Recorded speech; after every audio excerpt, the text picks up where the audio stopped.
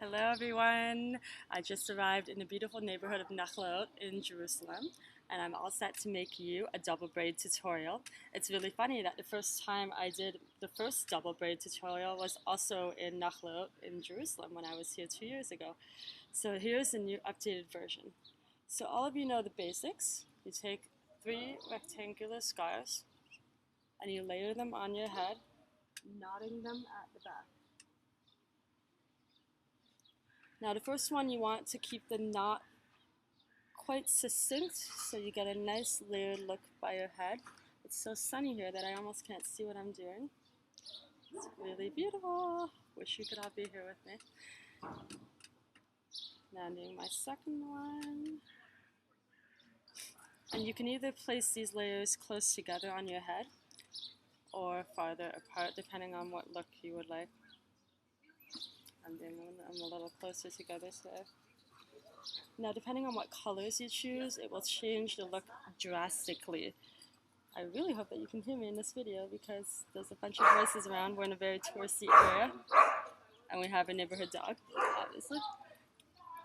So I'm doing some pretty contrasting colors here right now, but imagine if you were to do 3 levels of taupe and brown and black, or different levels of blue, you would get a much more subdued and formal look. Here's my last one, the teal. I'm using 2-in-1s to do these because they're so thin that they work perfectly. You can attempt this with other longer scarves, but I wouldn't recommend doing it with anything much thicker than the 2-in-1s because you'll run into issues making the braids, as you'll see. Okay. Now you divide them on either side. You braid the first side. Now, if you look at the different sides, this side somehow managed to be a little shorter than that side in terms of my braid. That was not intentional, but usually this happens. So I'm going to show you what I'm going to do. Do not braid too tightly because then it will come up short. It won't be long enough to go around your bun.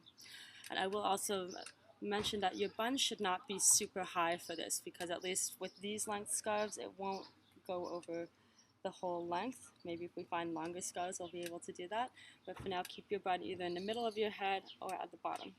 So I'm bringing up and around my first braid,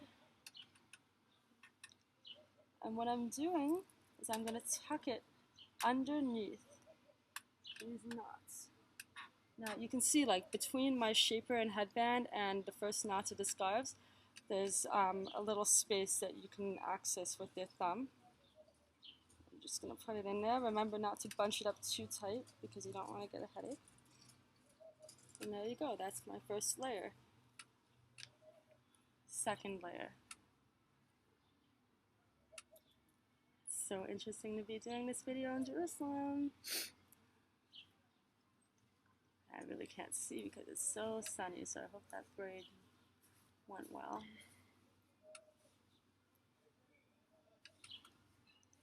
And again, the slightly shorter braid you want to put near the back and the slightly longer one near the front because there's just more circumference of head to go around. Braid it all the way to the bottom. And now you bring it up and around like this. And once again, you tuck the braid way underneath the scarf. If you for some reason tied your scarves too tight and you don't have the space, just really stick your thumb in there and make the space happen. Scarves will loosen up a bit and you'll find the space to scrunch it in. There you go.